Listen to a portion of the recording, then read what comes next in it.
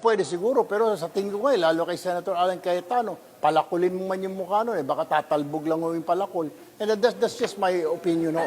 Hindi naman ako kabastusan, sorry po, pardon my French, ho. Pero yung sinasabi ko, sa sobrang kapal na ho ng mukha niya, ayaw niya mag-attend 2 days na, ang nagsasuffer po yung taong bayan. That is the problem here. Kaya nga po, panawagan ko sa kanya, and I'm sure he's watching, and I'm sure magla-live na naman siya mamaya, dahil vlogger na po yata si Senator Cayetano. SP Cayetano, parang awa mo na, pumasok ka na bukas, 10 ng iyong mga kasamahan, para magkaroon po tayo ng quorum. Bago man lamang tayo magsinadihan, ipakita po natin sa mga kababayan natin na mga senador tayo, professionals po tayo, wala po tayong tinatago, hindi po tayo nagtatrabaho dito para sa ating mga sarili, para sa pamilya, para sa business interest ng ating pamilya, para sa grupo, political party, o para sa isang tao. Now, we're here to work for the entire nation.